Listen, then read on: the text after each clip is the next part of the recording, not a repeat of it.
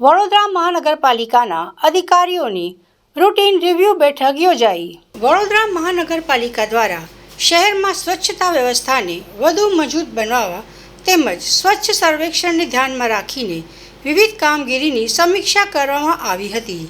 આ બેઠક દરમિયાન શહેરમાં સેનિટેશન કામગીરી, કચરો ઉઠાવવાની વ્યવસ્થા તેમજ સ્વચ્છતા સંબંધિત કામગીરીની વિગતવાર ચર્ચા કરવામાં આવી હતી। તે ઉપરાંત મહાનગરપાલિકાની આવક વધારવા માટે રેવન્યુ અને પ્રોપર્ટી ટેક્સ કલેક્શન અંગે પણ અધિકારીઓને જરૂરી સૂચનાઓ આપવામાં આવી હતી। અધિકારીઓ બાકી વેરા વસૂલાત ઝડપી બનાવવાની તેમજ શહેરમાં ચાલી રહેલી કામગીરીનું નિયમિત મોનિટરિંગ રાખવા સૂચના આપવામાં આવી હતી।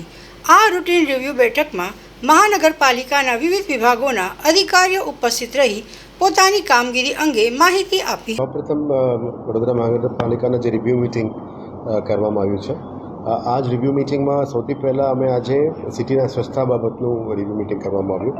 એમાં તમામ વોર્ડ ઓફિસર વાઇઝ અને તમામ સેનિટરી ઇન્સ્પેક્ટર વાઇઝ અમે રિવ્યૂ કર્યું છે। સેનિટરી ઇન્સ્પેક્ટર્સમાં પણ આજે રેન્કિંગનું કામગીરી અમે શરૂ કરીને આગળ વધી રહ્યા છે। ત્યારે અત્યારે આ વખતે રેકોર્ડ 28 લાખ પેનલ્ટી અમે ઓલમોસ્ટ 10-15 દિવસમાં લીધેલા છે। જે દુકાનો સામે ગંદકી કરી રહ્યા છે, જે પણ ચાયની દુકાનની બહાર ગંદકી છે, ખાસ કરીને પાન દુકાનની આગળ ગંદકી છે, આવા દુકાનોને અમે ખાસ કરીને વિનંતી કર્યા હતા કે ત્યાં ગંદકી ના દેખાવું જોઈએ। હવે કમર્શિયલ એસ્ટાબ્લિશમેન્ટ્સ આવા દુકાનોની ગંદકી કરનારને પણ દંડ ફટકાર્યું છે અને હવે બહુ પોઝિટિવ રિસ્પોન્સ એ લોકો જાતે પણ સાફ કરવાનું શરૂ કરી દીધી છે। એટલે હેવી પેનલ્ટી ઓન દેટ, અને આવનારા દિવસોમાં ટૂંક સમયમાં અમે નોટિફિકેશન પણ બહાર પાડવાના છે। સોલિડ વેસ્ટ મેનેજમેન્ટ રૂલ્સ અને SS રૂલ્સ અત્યારે 2026 ઉપર નવું રૂલ્સ આવવાના છે। એના આધારે પાન પડીકી થૂકનાર, રોડમાં થૂકનાર, અલગ અલગ જગ્યામાં ગંદકી કરનાર ઉપર નોટિફિકેશનના આધારે પેનલ્ટી લેવા માટે અમે આ શરૂ કરી દેવાના છે। એટલે સ્વચ્છતા આપણા માટે નંબર 1 પ્રાયોરિટી રહેવાના છે। આપણે સફાઈ મિત્રો જે સારું કામગીરી કરી રહ્યા છે એમને પણ સન્માન કરવાનું કામગીરી ફરી શરૂ કરીશું। સિટીના LED બોર્ડ્સ ઉપર જે સારા કામ કરનાર સફાઈ મિત્રો અને કદાચ સેનિટરી ઇન્સ્પેક્ટર્સ પણ સારું મોનિટરિંગ અને ઇફેક્ટિવ કરતા હોય એમને પણ અમે સન્માન કરીશું, એમને પણ જાહેરમાં નામ આપીશું। આવનારા દિવસોમાં સફાઈ બાબતમાં અમે કીધું છે જે રીતનું 1 ડે 1 રોડ સફાઈ ઝુંબેશ શરૂ કરી છે, આવનારા દિવસોમાં 1 ડે 1 સોસાયટીમાં જઈને સેનિટરી ઇન્સ્પેક્ટર્સને સોસાયટીઝમાં સ્વચ્છતા બાબતનું આઈસી એક્ટિવિટી કરવાનું કીધું છે। એટલે રોજ અમે લગભગ 20 સોસાયટી દરેક વોર્ડમાં, એટલે અઠવાડિયાની અંદર લગભગ 100 સોસાયટીઝ, આ રીતનું 400 સોસાયટીઝ મહિનામાં અમે કવર કરવાના છે। રોજ સેનિટરી ઇન્સ્પેક્ટર્સ અને એમની ટીમ જઈને સોસાયટીના લોકો સાથે સંપર્ક કરશે, સેગ્રીગેશન ઉપર વાત કરશે, સફાઈ રાખવાની જવાબદારી ઉપર વાત કરશે અને સિટીઝન રિસ્પોન્સિબિલિટી ઉપર પણ જાહેર કરવાના છે। આવનારા દિવસોમાં સ્કૂલ્સ જે બોર્ડ એક્ઝામ્સમાં નથી અને ઇકો ક્લબ્સને પણ એક્ટિવેટ કરવાના છે। એ બાળકો, ટીચર્સ જે ઇકો ક્લબ્સ એક્ટિવિટી સ્વચ્છતા ઉપર જોડેલા છે એમને પણ આપણા 1 ડે 1 રોડ ઝુંબેશ, 1 ડે 1 સોસાયટી ઝુંબેશમાં જોડવાના છે, જેથી કરીને સિવિક અવેરનેસ સિટીમાં આવે, સ્વચ્છતાનું જવાબદારી બધામાં આવે। એટલે આ માય સિટી પ્રાઇડ કન્સેપ્ટને અમે આગળ લઈ જવા માટે માંગીએ છીએ।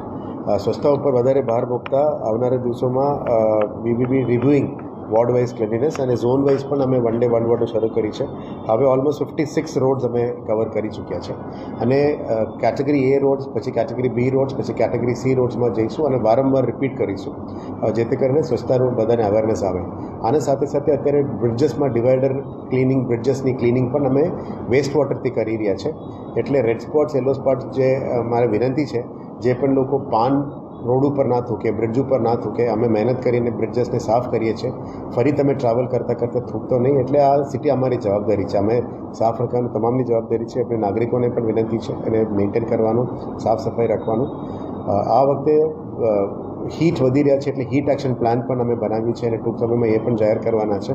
તમામને વિનંતી પણ કરીએ છીએ એટલે આ હીટમાં બહાર નીકળવાનું ટાળો। શેલ્ટર હોમ્સ હોય, અદરવાઇઝ તમારા શેડ્સ છે, અમે લેબર ચોક્સ બનાવ્યા છે, જે શેલ્ટર છે ત્યાં જ નીચે રહો। વધારે પીવાનું પાણી વધારે એ ભરવું જોઈએ, છાશ પીવું જોઈએ। અમે હીટ એક્શન ગાઈડલાઇન્સ પણ ટૂંક સમયમાં જાહેર કરવાના છે, અમે ઓલમોસ્ટ રેડી છે। સાથે સાથ આજે વેરા કલેક્શનનું પણ રિવ્યૂ કર્યું છે, એટલે જે ટાર્ગેટ હતી 26ની માર્ચ મહિના સુધી, લાસ્ટ સુધી લાવવાનું, એટલે આજે રેવન્યુ ઓફિસર વાઇઝ પણ એમને રિવ્યૂ કર્યા હતા।